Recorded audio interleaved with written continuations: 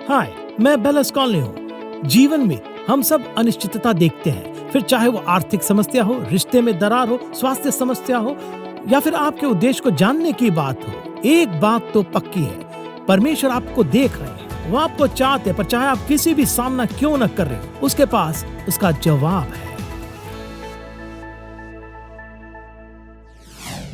Hello दोस्तों, मुझे बहुत खुशी है कि आप मेरे साथ जुड़े। हम अभी कुछ ही देर में पवित्र शास्त्र में एक ऐसी घटना पर गौर करेंगे जो मेरे हिसाब से अद्भुत है, और ये एक अद्भुत कहानी है। और इसलिए भी अद्भुत है क्योंकि ये एक अस्पष्टता से उभरती है।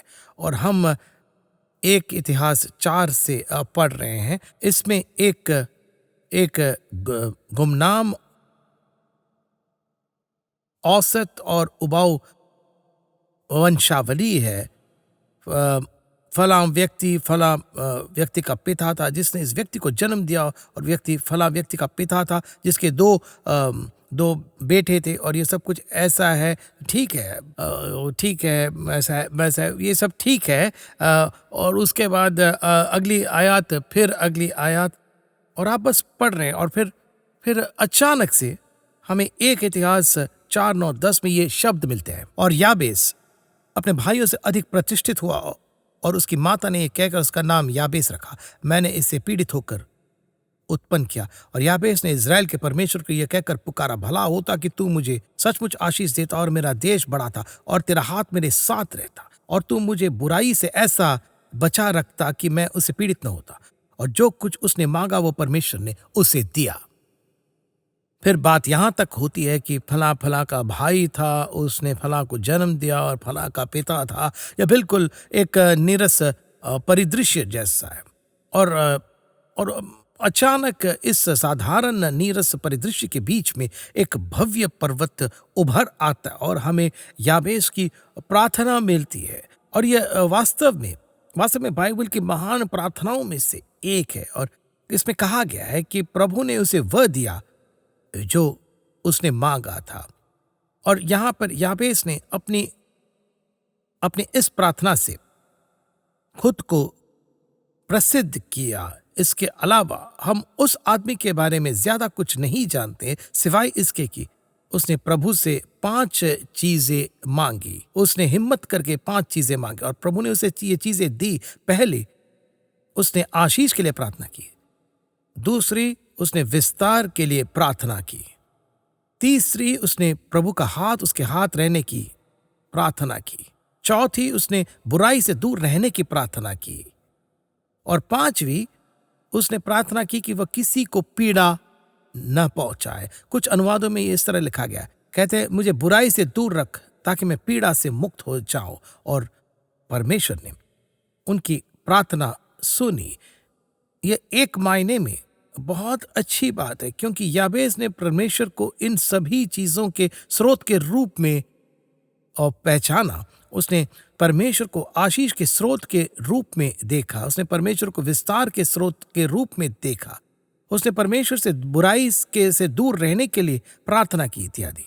इसमें लिखा है कि वह अपने भाइयों से ज्यादा सम्माननीय था।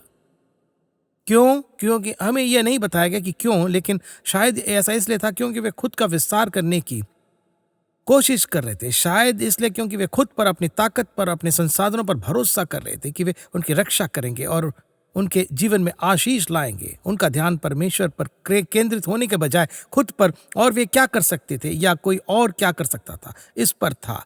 और मैं अभी आपको प्रोत्साहित करना चाहूंगा। हम समझते हैं कि परमेश्वर निश्चित रूप से लोगों का उपयोग करते हैं, कि परमेश्वर हमें हमारे कार्यस्थल के माध्यम से आशीष दे सकते, और हमें हमारे नियोक्ता या हमारी कंपनी के द्वारा अनुग्रह प्रदान कर सकते हैं। परमेश्वर हमें उन लोगों के माध्यम से आशीष दे सकते हैं जो उस कलीसिया में जहां हम जाते हैं, और वह हमें अजनबियों के माध्यम से भी आशीष दे सकते हैं। मनुष्य प्रभु के हाथ बन जाते हैं। लेकिन हमें अभी भी अपनी नजरें पुरुषों से, उन त्रुटिपूर्ण पुरुषों और महिलाओं से हटानी होगी जिनका उपयोग परमेश्वर करते हैं। हमें अपनी नजरें प्रभु पर टिकाए रखनी चाहिए। हालांकि शायद याबेस अधिक सम्माननीय था क्योंकि उसने स्वनिर्मित व्यक्ति नहीं बनने का चुनाव किया। उसने अपने जीवन में चीज़ों को पूरा करने के लिए प्रभु की ओर देखा, उसने मार्गदर्शन के लिए प्रभु की ओर देखा। कहा जाता है कि याबेस ने परमेश्वर को पुकारा, उसने किसी किसी मनुष्य को नहीं पुकारा, अपनी बुद्धि को नहीं पुकारा, उसने उसने परमेश्वर को पुकारा और परमेश्वर ने उसे उत्तर दिया। मैं फिर से इस प्रार्थना के स्थान से बिल्कुल स्तब्ध हूं। कोई अचानक गुमनाम सा अलग दिखाई देता है, अचानक कोई भीड़ से अलग और ऊपर दिखाई देता है। वे अपनी उंगलियों को प्रभु के वस्त्रों में लपेटते हैं और परमेश्वर के पीछे चल पड़ते हैं। और शायद आप अभी भीड़ में एक गुमनाम व्यक्ति हो और आपका ऐसा ही महसूस हो रहा हो, लेकिन दोस्तों ये निर्णय ले कि आप पूरे मन और पूरी आत्मा से प्रभु के पीछे चलेंगे। वे आपको देखते हैं, वे आपकी प्रार्थनाओं का उत्तर जरूर देंगे। और मेरा मानना है कि यह प्रार्थना कई मायनों में उन चीजों के लिए एक आदर्श बन सकती है जो हम परमेश्वर से मांग सकते हैं। वे चीजें जो हर उस व्यक्ति के लिए उपलब्ध है जो प्रभु से प्रार्थना करेगा। बाइबल रोमियो 2:11 में कहते हैं, क्योंकि परमेश्वर किसी का पक्ष नहीं करता, इसलिए यदि याबेस उस भीड़ में से उठ सकता है जो कुछ नहीं कर रही थी और ऊपर पहुंचकर प्रभु को थाम सकता था, तो हम भी यह कर सकते हैं। आइए उन चीजों के बारे में बात करते हैं जो याबेस ने प्रभु से मांगी और जो उसे परमेश्वर ने प्रदान की। सबसे पहले उसने प्रार्थना की, मुझे आशीष दे। प्रभु की हर संतान को आशीष पाने और उनकी समृद्धि का अनुभव करने का अधिकार है। और पवित्र शास्त्र नीति वचन 10:22 में यही कहता है कि धन यहोवा की आशीष ही से मिलता है और वह उसके साथ दुख नहीं मिलता। धन यहोवा की आशीष ही से मिलता है और वह उसके साथ दुख नहीं मिलाता। भजन संहिता 67:6-7 कहता है, परमेश्वर जो हमारा परमेश्वर, उसने हमें आशीष दी है। परमेश्वर हमको आशीष देगा और पृथ्वी के दूर दूर देशों के सब लोग उसका भय मानेंगे। तो जाहिर है, जब प्रभु का आशीष हमारे जीवन में आता है तो कुछ ऐसा होता है जो स्पर्श योग्य होता है, कुछ ऐसा जो देखा जा सकता है, जो पृथ्वी के दूर दूर तक के लोगों को खड़ा करता है, पहचानता है और भय देता है कि परमेश्वर इस व्यक्ति के जीवन में है, परमेश्वर इस कलीसिया में है, परमेश्वर इस राष्ट्र के जीवन में है। जो आशीष मिलाता है उसका कोई स्पष्टीकरण नहीं होता सिवाय इसके कि परमेश्वर ने उन पर आशीष का हाथ रखा है। इफिसियों 1:3 कहता है कि और उसी में तुम पर भी, जब तुमने सत्य का वचन सुना जो तुम्हारे उद्धार का सुसमाचार है और जिस पर तुमने विश्वास किया, प्रतिज्ञा किए हुए पवित्र आत्मा की छाप लगी। सच तो यह है कि चाहे वह आत्मिक आशीष हो या शांति की आशीष हो या आंतरिक संतोष की आशीष हो, आत्मिक अंतर दृष्टि की आशीष हो, विश्वास में वृद्धि की आशीष हो, ऐसी चीजें जो शायद अदृश्य होने के कारण दिखाई नहीं देती, तो भी वे दृश्य परिणाम जो है वो उत्पन्न करती है। चाहे वे इन श्रेणियों की चीजें हों या कोई ऐसी चीज जो बहुत ही स्पर्श योग्य हो। क्योंकि मान लीजिए कि आपको किराया चुकाना है, या आपके बच्चे का स्वस्थ होना है, या आप नौकरी के लिए प्रभु पर भरोसा कर रहे हो और ऐसा लगता है कि कोई नौकरी उपलब्ध नहीं है, लेकिन परमेश्वर द्वार खोलते हैं, आप पर अनुग्रह करते हैं, आपको नौकरी देते, या जो भी हो, कुछ ऐसा जो स्पर्श योग्य है। दोस्तों, ये चीजें भी प्रभु की ओर से आती है, लेकिन वे पवित्र आत्मा द्वारा प्रदान की जाती है। इस आयत के कुछ अनुवादों में कहा गया है, और उसने हमें मसीह में स्वर्गीय स्थानों में हर आत्मिक आशीष से आशीषित किया है। कुछ लोग सोचते हैं हाँ, स्वर्गीय स्थानों में ये आत्मिक आशीष है, जबकि उन्हें इसका अर्थ समझ नहीं आता। फिर से इसमें वे चीज़ें शामिल है जिन्हें हम आत्मिक मानते हैं, अदृश्य चीज़ें, शांति, आत्मिक विकास और हृदय में विश्वास आदि की आशीषें। लेकिन इसमें वे सभी स्पर्श योग्य भौतिक आशीषें भी शामिल है जो प्रभु लोगों के जीवन में लाते हैं। क्योंकि चाहे वह शुरू में आत्मिक हो या प्रभु द्वारा दिया गया कोई प्रत्यक्ष भौतिक लाभ हो, वह पवित्र आत्मा द्वारा प्रदान किया जाता है। यह पवित्र आत्मा के माध्यम से आता है और यहाँ यही बात की जा रही है। तो यहाँ पर अब हमारे प्रभु यीशु मसीह के प्रभु ने हमें मसीह में पवित्र आत्मा द्वारा प्रदान की गई हर आशीष से आशीषित किया है। हमें यह कहने का अधिकार है कि परमेश्वर मुझे आशीष दे, और कहने की ज़रूरत नहीं है। प्रभु हमें आशीष बनने के लिए आशीष देते हैं। याकूब की पुस्तक कहती है, तुम मांगते हो और तुम्हें नहीं मिलता क्योंकि तुम गलत मांगते हो, तुम उसे बस अपने सुख के लिए खर्च करना चाहते हो। हम गलत प्रेरणा से मांग सकते हैं और ये निश्चित रूप से हमारी प्रार्थनाओं को विफल कर देगा। लेकिन सच्चाई है कि प्रभु आपको आशीष देना चाहते हैं, शांति प्रदान करना चाहते हैं। वे चाहते हैं कि आप अपने बकाया का भुगतान कर सके और वर्तमान स्थिति में बने रहे। प्रभु नहीं चाहते कि आप गरीबी के पहाड़ के नीचे दबे रहें जिससे आप कभी बाहर नहीं निकल सके। प्रभु नहीं चाहते कि आप भयभीत रहे और चिंताओं से भरे रहे। वो आपको आशीष देना चाहते ताकि उनकी महिमा हो सके। वे आपको आशीष देना चाहते हैं क्योंकि वे आपकी ज़रूरतों को पूरा करने में रुचि रखते हैं। वे एक अच्छे पिता है। और यीशु ने कहा, अरे इस बात की चिंता मत करो कि तुम क्या खाओगे, क्या पहनोगे, क्या पियोगे। तुम्हारा स्वर्गीय पिता जानता है कि तुम्हें इन चीज़ों की ज़रूरत है, भौतिक स्पर्श योग्य चीज़ें। यीशु ने कहा, देखो परमेश्वर के राज्य को प्रथम स्थान दो, परमेश्वर के राज्य और इसकी धार्मिकता की खोज करो और ये सब वस्तुएं तुम्हें मिल जाएंगी। इसका तात्पर्य यह है कि परमेश्वर चाहे किसी भी माध्यम से, जो भी माध्यम से आपको ये सब वस्तुएं प्रदान करेंगे। लेकिन सच्चाई यह है कि प्रभु आपको आशीषित देखना चाहते हैं क्योंकि वे आपकी ज़रूरतों को पूरा करने में रुचि रखते हैं। ये सुनिश्चित करना चाहते हैं कि आपके सिर पर छत हो, आपके तन पर कपड़े हों और आपके पास अपनी तात्कालिक ज़रूरतों को पूरा करने के लिए पर्याप्त धन और किसी और को आशीष देने के लिए भी पर्याप्त धन बच जाए। अब मेरे लिए समृद्धि की यही बाइबलीय परिभाषा है। मेरे पास अपनी ज़रूरतों को पूरा करने के लिए पर्याप्त धन है और किसी और की मदद करने के लिए भी। दोस्तों, यही समृद्धि है। हमें याबेस की तरह प्रार्थना करनी चाहिए, हे परमेश्वर मुझे आशीष दे। हमें परमेश्वर का आशीष प्राप्त करने के लिए तत्पर रहना चाहिए। दूसरी बात जो याबेस ने प्रार्थना की वह यह थी कि मेरे को देश बढ़ा। वस्तुतः इसका अर्थ है मेरी सीमाओं का विस्तार कर। और मेरा मानना है कि हम प्रभु से वृद्धि की अपेक्षा कर सकते हैं। हमें विस्तार के लिए प्रार्थना करना होगा। मेरा मानना है कि एक कलीसिया के रूप में हमें अपने विस्तार के लिए प्रार्थना करनी होगी। और मुझे नहीं लगता कि किसी कलीसिया का महत्व सिर्फ इसलिए है क्योंकि वहां बड़ी संख्या में लोग आते हैं। प्रभु लोगों में रुचि रखते हैं और एक पादरी के लिए जो एक छोटी कलीसिया का संचालन करता है, आपकी कलीसिया में 30, 40 या 100 लोग हो सकते हैं। आपका कार्य पवित्र है और जिन आत्माओं की आप देखभाल कर रहे हैं, जिन लोगों को आप भोजन दे रहे हैं, जिनका आप मार्गदर्शन कर रहे हैं, वे परमेश्वर के लिए बहुत ही महत्वपूर्ण है। फिर भी हर कलीसिया को बढ़ने के लिए प्रार्थना करनी चाहिए। देखिए, जो कलीसिया सुसमाचार प्रचार नहीं करती वह जीर्ण शीर्ण हो जाएगी। संख्याएं इसीलिए महत्वपूर्ण है क्योंकि वे लोगों का प्रतिनिधित्व करती है, वे जनगण का प्रतिनिधित्व करती है। और एडगर का, रिकार्डो का, एलिस का और फ्रीड हेल्म का, पाकों का, वे उन लोगों का प्रतिनिधित्व करती है जिनके लिए मसीह ने अपनी जान दी है।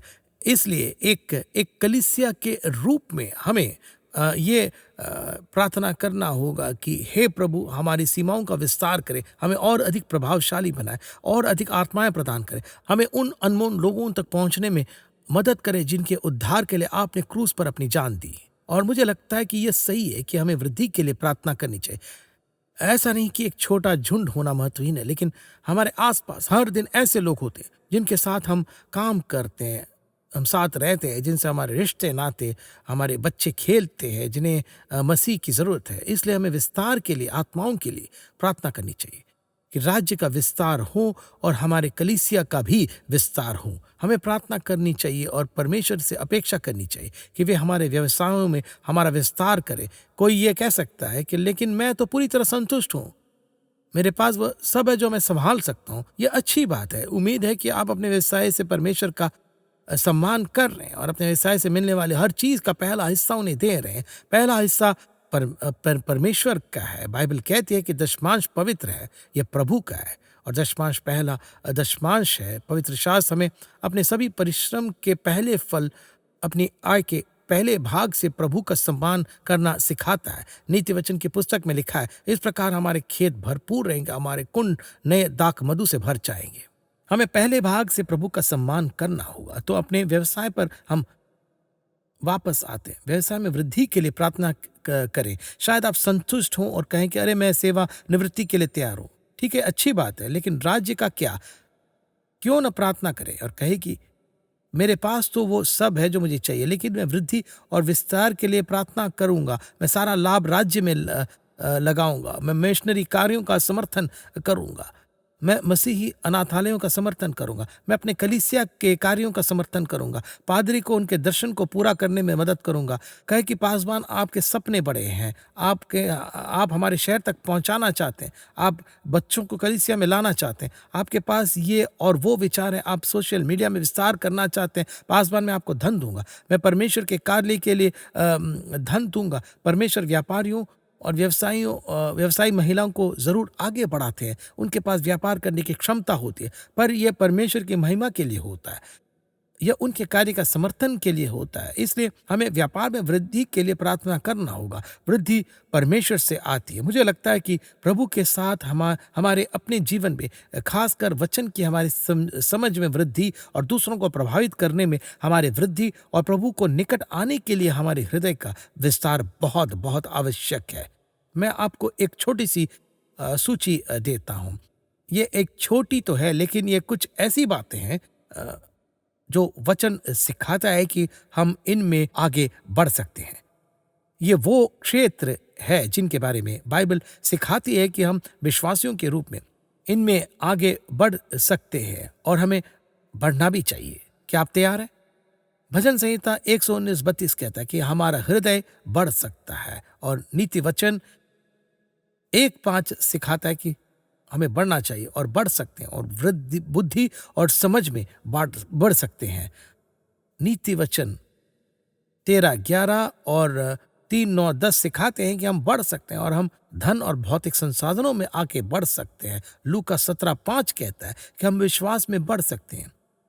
और दूसरा कुरिन्थियों 9:10 भी ये कहता है कि हम धार्मिकता के फलों में आगे बढ़ सकते हैं। और यहाँ पर पहला थिस्सलुनीकियों 3:12 ये कहता है कि हम प्रेम और प्रभाव में बढ़ सकते हैं। ये तो बस कुछ ही उदाहरण है। बढ़ने के लिए आप प्रार्थना जरूर करें। शायद शायद अभी आपके पास अपने जीवन के लिए जरूरी सब कुछ हो सकता है, लेकिन किसी और के लिए आशीष बनने के लिए प्रार्थना करें। और जैसे जैसे वह आशीष आपके माध्यम से प्रभावित होता है, प्रभु की महिमा होती है और आप जो करते हैं वो प्रभु के नाम से करते हैं। विश्वासी, आपको बढ़ना चाहिए। सच तो यह है कि अगर हम आगे नहीं बढ़ रहे हैं तो हम पीछे जा रहे हैं। हम नहीं बढ़ रहे हैं तो संभावना है कि हम घट रहे हैं। और अगर आप विश्वास में नहीं बढ़ रहे हैं, अगर आप प्रभु के साथ अपने रिश्ते में नहीं बढ़ रहे हैं, तो संभावना है कि आप अपनी राह खो रहे हैं, क्योंकि प्रभु में स्थिर रहने जैसी कोई और चीज है ही नहीं। आप बस यहीं तक नहीं पहुंचे, यहां तक और आगे नहीं। नहीं, शैतान आपके आत्मिक विकास को एक सीमा में रखना चाहेगा, आपके जीवन में मौजूद आशीषों को एक सीमा में रखना चाहेगा, और ऐसा करेगा कि आप अपने आसपास के लोगों, अपनी कलीसिया, परिवार और अपने समुदाय के लिए अभी से ज्यादा आशीष कभी न बन सके। परमेश्वर चाहते हैं कि आप बढ़िए। अगर हम इनमें से कुछ क्षेत्रों में नहीं बढ़ रहे हैं, जैसे कि मैंने पहले कहा, तो संभावना है कि हम जरूर पीछे जा रहे हैं। तो इसलिए आपको प्रार्थना करनी चाहिए, यबेस की तरह बने और कहें कि हे परमेश्वर, मुझे बढ़ाए, मेरे हृदय को बढ़ाए, मुझे और प्रभावशाली बनाए, मुझे और अधिक संपत्ति दे, ताकि मैं दूसरों के लिए एक आशीष बन सकूं और आपके राज्य को आगे बढ़ने में मदद कर सकूं। और हाँ, मैं आपसे बात कर रहा हूँ। आप शायद अभी अपने सोफे पर बैठे हों, अपने छोटे से फ्लैट में रहते हों, मुश्किल से गुजारा कर रहे हों। सुनिए, याबेस ने याबेस ने परमेश्वर को पुकारा। शायद आप अपने सामर्थ्य से ये सब न कर सके, शायद अपने बल से ये सब न कर सके, आपके जीवन में शायद ऐसे संबंध न हो जिनसे ये सब हो सके, आपको कोई रास्ता नजर न आ रहा हो। परमेश्वर को आप पुकारें। परमेश्वर सीमित नहीं है, वे सामर्थी परमेश्वर हैं। वे तारों को अस्तित्व में लाते हैं, निश्चित रूप से आपकी मदद कर सकते हैं और आपकी परिस्थितियों और स्थिति में अनुग्रह प्रदान कर सकते हैं। आशीष पाने के लिए और आशीष बनने के लिए और विस्तार पाने के लिए प्रार्थना जरूर करें। अगली बात जिसके लिए याबेस ने प्रार्थना की, उसने कहा, चलिए, इससे पहले मैं कुछ कहना चाहता हूँ और बरसों पहले घटी एक घटना मेरे ज़हन में आई है। मैं सच सच कहूँ तो हम स्टूडियो में नहीं बैठे होते, हमारे यहाँ एक टीम है, वे चीज़ों पर काम कर रहे हैं और कुछ सब कुछ संभव बना रहे हैं। मैं कैमरे के सामने अपना काम कर रहा हूँ, लेकिन हम यहाँ इस स्टूडियो में अगर नहीं होते, हम दुनिया भर में टेलीविज़न और सोशल मीडिया प्लेटफ़ॉर्म के साथ जो कुछ भी कर रहे हैं, वह सब न कर रहे होते। हम इस सुविधा और इस परिसर में न होते। तो दक्षिणी कैलिफ़ोर्निया में हमारा एक अद्भुत अद्भुत परिसर है। आप में से कुछ लोगों ने डिज़नीलैंड नाम की जगह के बारे में सुना होगा। डिज़नीलैंड का एक छोटा-सा नारा है कि हम धरती पर सबसे खुशहाल जगह है कि नहीं, नहीं, नहीं, नहीं। धरती पर सबसे खुशहाल जगह बस 7 मील, शायद 10 किलोमीटर दूर है। हम उसी सड़क पर हैं जिस पर दक्षिणी कैलिफ़ोर्निया में डिज़नीलैंड है। वही रास्ता हमारे कलीसिया भवन के ठीक सामने से गुज़रता है। यह सीधे डिज़नीलैंड तक जाता है। ये धरती पर सबसे खुशहाल जगह है। मेरा मानना है कि ये कॉटनवुड कलीसिया है। हमारे यहाँ एक खूबसूरत 33-34 लगभग 34 एकड़ का परिसर है। हर हफ्ते हज़ारों लोग यहाँ प्रभु का वचन सुनने और आगे बढ़ने के लिए आते हैं। छोटे-छोटे समूह में शामिल होते हैं। हमारे पास पुरुषों के समूह है, महिलाओं के समूह है, एकल समूह भी है। हमारे पास सेवानिवृत्ति लोगों के लिए एक समूह है और ऐसे ही अनगिनत समूह है और भी है। हमारी एक सुंदर देवी द्विभाषी सेवा है। कलीसिया में स्पेनिश और अंग्रेज़ी दोनों भाषाएँ। बहुत कुछ होता है यहाँ पर। मैं इस बारे में आपसे बहुत देर तक बात कर सकता हूँ। दरअसल मैं कुछ दिन पहले ही एक आंकड़ा देख रहा था। पिछले साल हमने 800 से भी ज़्यादा लोगों को बपतिस्मा दिया। अब शायद आपको ये संख्या ज़्यादा न लगे, लेकिन पिछले साल की तुलना में यह हमारे लिए काफ़ी ज़्यादा है। 800 लोग जिन्होंने अपना जीवन यीशु को समर्पित किया, अपने जीवन को बदल दिया, उनकी महिमा के लिए उनके नाम से बपतिस्मा लिया, अपने पुराने जीवन को त्याग दिया और बपतिस्मा के जल से बाहर आकर अपने परिवार, दोस्तों, सहकर्मियों के साथ जो उन्हें प्रोत्साहित कर रहे थे, बाहर आ गए। ये देखना अद्भुत था। लेकिन मैं इन सब को कुछ हद तक उस घटना से जोड़ता हूँ। हम एक दूसरी जगह पर थे। हमने एक ज़मीन खरीदी थी, लगभग 2.5 एकड़ ज़मीन थी। हमने काफ़ी कठिनाइयों और परेशानियों के बाद वहाँ एक शानदार कलीसिया भवन बनवाया था। हम हर सप्ताहांत में 7 सेवाएँ आयोजित करते थे और शनिवार को 2 और रविवार को 5। आखिरकार हम उतना ही चला रहे थे। तो ऑस्ट्रेलिया से मेरा एक दोस्त आया था, उसका नाम जॉन लुइस था। मेरे दिल में बस यही था कि मुझे उसको बुलाना चाहिए। जॉन कुछ समय से स्वर्ग में है। जॉन आया, उसने अब्राहम के आशीष के बारे में एक संदेश दिया और बताया कि अगर हम मसीह में हैं, तो हम अब्राहम के वंशज और वादे के अनुसार उत्तराधिकारी है। उसने प्रकारों, परछाइयों और समानताओं के बारे में बात की। प्रार्थना सभा में बताया कि परमेश्वर ने अब्राहम को भौतिक ज़मीन देने का वादा किया था। और मुझे ये ठीक से याद नहीं जॉन ने ये कैसे कहा था। वह मंडली से बात कर रहा था, लेकिन मेरे लिए प्रभु ने उसके माध्यम से मुझसे बात की। जब उसने अब्राहम के आशीष के उस हिस्से के बारे में बात की जिसमें ज़मीन शामिल थी, तो उसने कुछ इस तरह कहा कि ज़मीन के लिए और अधिक ज़मीन के लिए आपको परमेश्वर पर भरोसा करना चाहिए। उसने कहा कि ज़मीन आपको प्रभावशाली बनाएगी। ये बात मेरे दिल पर हथौड़े की तरह लगी। तो मैंने अपनी आंखें ऊपर उठाई। हम ज़मीन की तलाश में थे, लेकिन मैंने तय किया कि हम बड़ा देखेंगे। आज हम इस परिसर में बैठे हैं और मैं इसका बहुत कुछ श्रेय उस मुलाकात को देता हूँ जो मेरी पवित्र आत्मा से हुई थी, जब जॉन लुइस ने रविवार की सुबह हमारे कलीसिया में उपदेश दिया था। मैं सचमुच प्रार्थना करने लगा कि हे परमेश्वर, मुझे बड़ा करे, हमें और दे, हमें कुछ तो दें, कुछ बड़ा, कुछ महत्वपूर्ण। हमने इस पर अच्छे प्रबंधक बनने की पूरी कोशिश की है और सचमुच सारी महिमा और सम्मान परमेश्वर को जाता है, क्योंकि मुझे अच्छी तरह पता है कि प्रभु मेरे बिना भी ठीक से काम चला सकते हैं। उनके पास बहुत से सेवक हैं जिनका वे उपयोग कर सकते हैं और मैं प्रभु द्वारा किसी भी तरह से उपयोग किए जाने के लिए बिल्कुल आभारी हूँ। इसलिए हमारी पूरी टीम, पूरा स्टाफ, यहाँ की कलीसिया, हम बस अपनी नज़रों में छोटे रहने की कोशिश करते हैं। हम एक महान परमेश्वर की सेवा करते हैं। हम उनके द्वारा किए गए कार्यों के लिए आभारी हैं। सच तो यह है कि एक दिन मुझे पता है कि प्रभु सब कुछ जला देंगे। वे एक नया स्वर्ग और नई पृथ्वी बनाएंगे, यहाँ तक कि सुंदर उपकरण भी। हम यहाँ उनकी देखभाल करते हैं, लेकिन हम झुककर उनकी आराधना नहीं करते। ढेर सारा सम्मान या संपत्ति का एक बड़ा टुकड़ा होना निश्चित रूप से हमें महान नहीं बनाता। यहाँ एकमात्र महानता वह परमेश्वर है जिनकी हम सेवा करते हैं। एक दिन ये सब खत्म तो हो जाएगा, लेकिन तब तक हम इसके लिए आभारी है और हम इसे परमेश्वर की महिमा के लिए इस्तेमाल करते रहेंगे। मैं इसे पवित्र आत्मा के एक क्षण से जोड़ता हूँ जब जॉन लुइस हमारी कलीसिया में प्रचार कर रहे थे, और मुझे लगता है कि आपको विस्तार के लिए प्रार्थना करनी चाहिए। अगली बात जिसके लिए याबेस ने प्रार्थना की वह थी, तेरा हाथ मेरे साथ रहे। अब जब पवित्र शास्त्र में परमेश्वर का हाथ वाक्यांश का प्रयोग किया जाता है तो यह प्रभु की आत्मा का एक रूपक है।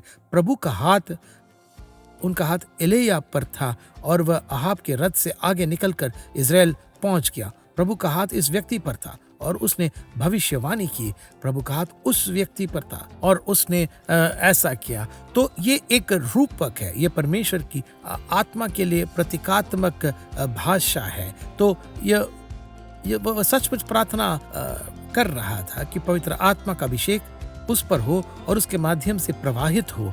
यह परमेश्वर का सामर्थ्य उनके बल और उनके आराम और उनके मार्गदर्शन का प्रतिनिधित्व करता है। आपको पता है, अगली बार जब हम इस पर आगे बढ़ेंगे तो आपको मेरे साथ जुड़ना होगा। याबेस ने जिन बाकी बातों के लिए प्रार्थना की थी उनके बारे में मुझे बहुत कुछ कहना है, लेकिन मेरे पास ज्यादा समय नहीं है, तो मैं बस इतना ही कहूंगा कि मुझे नहीं लगता कि यह कोई संयोग है कि आप अभी मुझे देख रहे हैं। परमेश्वर आपका विस्तार करना चाहते हैं, आपको आशीष देना चाहते हैं, आप पर अपना हाथ रखना चाहते हैं। आप इस समय दुनिया में कुछ भी कर सकते हैं, लेकिन आप यहाँ पर हैं। दोस्तों, आपको बस यह जानने की जरूरत है कि परमेश्वर आपको देख रहे हैं। उनके पास आपके लिए एक उपहार है, आपके लिए एक जीवन है, एक मार्ग है आपके लिए एक योजना है जिसे आप खोज सकते हैं। यह सब यीशु मसीह को अपना जीवन समर्पित करने से शुरू होता है। यही हर चीज की शुरुआत है। आप यीशु को हाँ कहें। सुनिए, अगर आपने कभी अपना दिल नहीं खोला और उन्हें अपने प्रभु और उद्धारकर्ता के रूप में स्वीकारा नहीं है तो अभी करें। बाइबल कहती है, यदि तूने अपने मुंह से यीशु को प्रभु जानकर अंगीकार करे तो अपने मन से विश्वास करे कि परमेश्वर ने उसे मरे हुए में से जिलाया तो तू निश्चय उद्धार पाएगा। आज यीशु का नाम पुकारे, वे सब कुछ बदल देंगे। दोस्तों, मैं आपसे प्रेम करता हूँ, आपसे फिर मिलूंगा अगले हफ्ते आंसर्स विद बिलिस कॉनली में। क्या आपको कोई नाम दिया गया है? कमजोर, बेवकूफ, तुम किसी काम के नहीं हो? पता है आपको, याबेस ने कहा, मैं उस नाम को नहीं मानूंगा जो मेरे परिवार ने मुझे दिया है। मैं उस नाम को नहीं मानूंगा जो सब ने मुझे दिया है। हे परमेश्वर, मुझे बुराई से दूर रखे ताकि मैं किसी को तकलीफ न पहुंचाऊं। परमेश्वर ने उसकी प्रार्थना सुनी। आप उन बंधनकारी नाम से जरूर मुक्त हो सकते हैं जो आप पर लगाए गए हैं। हम बिलिस कॉनली के मित्र और पार्टनर्स का धन्यवाद करते हैं जिनके द्वारा ये प्रोग्राम संभव हुआ है। अधिक जानकारी और प्रेरणा के लिए bilisconly.com पर जाइए।